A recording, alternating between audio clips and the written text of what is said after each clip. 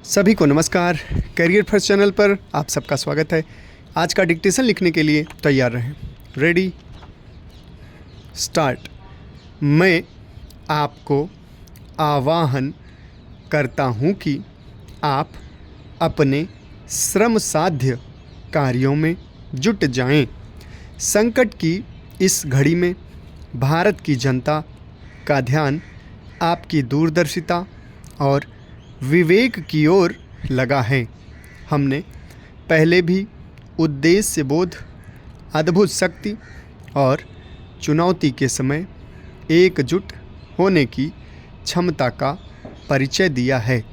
इन 4 वर्षों में आर्थिक वृद्धि के क्षेत्र में हमने अभूतपूर्व उपलब्धियां प्राप्त की हैं और ऐसा भयंकर सूखे के बावजूद हुआ है। सरकार और जनता ने मिलकर इस संकट का धीरज और दृढ़ संकल्प के साथ सामना किया है।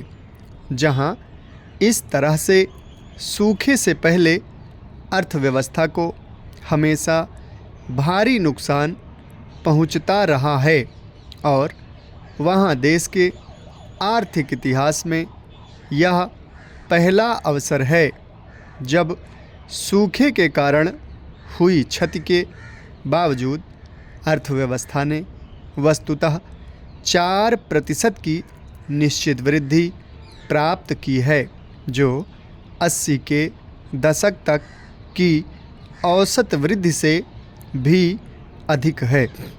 सरकारी नीतियों ने अर्थव्यवस्था में जिस लचीलेपन और आत्मविश्वास का समावेश किया, उसी के अनुरूप अब हम दीर्घकालीन वृद्धि के पथ पर अग्रसर हैं, जो 5% से भी अधिक है और अगली योजना में जिसका लक्ष्य 6% या उससे भी अधिक रखा गया है। हमारा सीधा प्रहार गरीबी पर भी है। हमने बेरोजगारी को घटाने के लिए भरसक प्रयास जो गांव-गांव तक पहुंचता है, धर्मनिरपेक्षता जिसमें सभी धर्मों का आदर किया जाता है और सभी अल्पसंख्यकों की रक्षा होती है, समाजवाद जिसका उद्देश्य गरीबी और बेरोजगारी दूर करना है, और गुटनिरपेक्षता जो हमें स्वाधीनता और आत्मनिर्भरता का आश्वासन देती है। इसी से विश्व में हमारी बात को महत्व दिया जाता है और जिसका प्रभाव हितकारी भी है और निर्णायक भी। सरकार की यह नीति रही है कि सभी विवादों, मतभेदों को शांतिपूर्वक निपटाया जाए। लोगों की स्थानीय आवश्यकताओं का सम्मान अवश्य किया जाएगा, लेकिन राष्ट्र की एकता, अखंडता बनाए रखने के प्रश्न पर कोई समझौता नहीं किया जा सकता।